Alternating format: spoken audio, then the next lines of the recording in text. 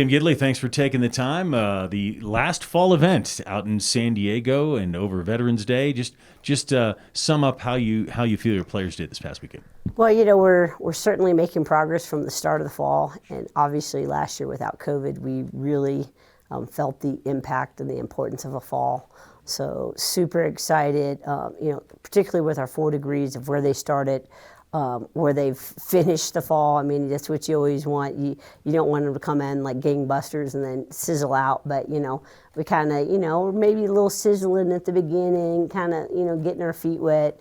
But, across the board, every 4 degree has really raised the bar, and it's exciting to see their progress. How are the upperclassmen dealing with seeing the freshmen having such success? Is it bolstering your team, making everybody better?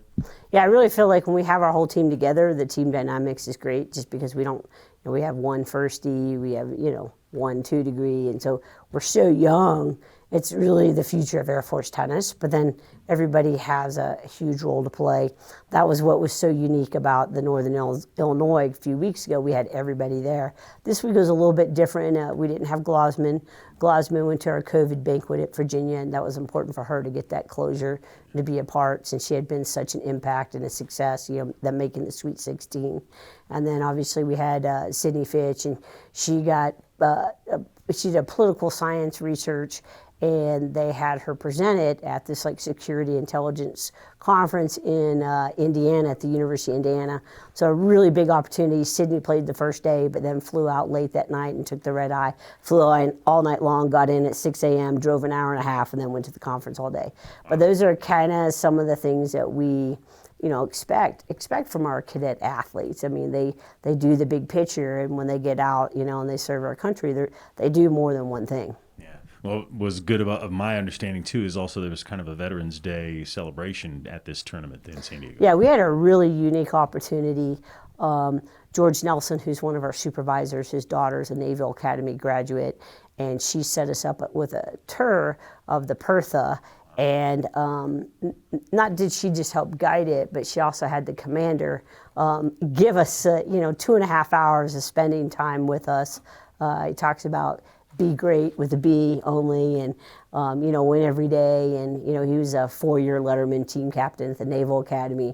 So just having him, both of them were athletes. She played for the Naval Academy golf, and so both of them being athletes and knowing the demands and how it sets himself up. So to have that opportunity to be on that ship, for him to take that time, on his day off, the day that he gets recognized for, was huge. And then we also went to Mount de Sol, the Veterans Day memorial there, which was just really incredible to have those 2 experiences. And then we also got to see our former alumni and Trapper Carpenter from admissions, and he came out and watched us practice early in the morning. So it's a really unique opportunity. We are filled with all these people that have graduated from the academy, have served in the Air Force, that have now doing great things in the civilian world. And when they take the time to say, hey, I want to be a part and help you grow as individuals, so when we compete, we just don't go just play tennis all the time. We try to grab those opportunities when they do present themselves. So that was awesome this Veterans Day. Yeah, we've talked about all these amazing things, and we haven't even talked about the tennis yet. Tell me, how did the players that actually played do this past weekend?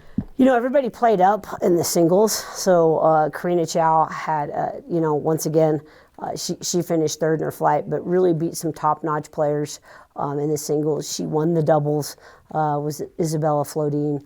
That's actually her 3rd doubles title, and she's won a singles title, and she's made the finals before. So I think she's tied the school record for most number of wins in the fall.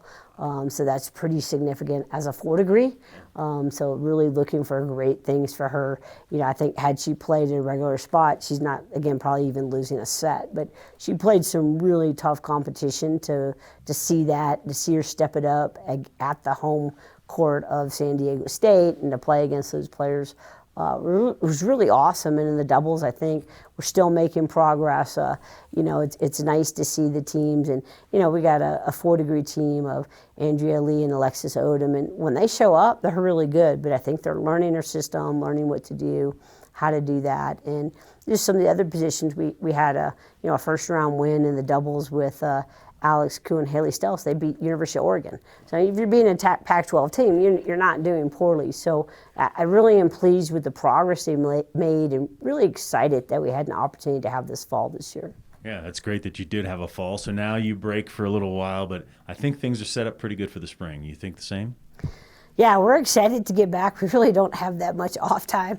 I think we have 7 total individual days we can do, because really we've got Thanksgiving break, and then we got dead week and finals. So we come back, we're going to hit the ground running. And I think now that we've kind of have meshed together and knowing the roles of the different players and some of our combinations, I would look for some really great stuff for us in the spring.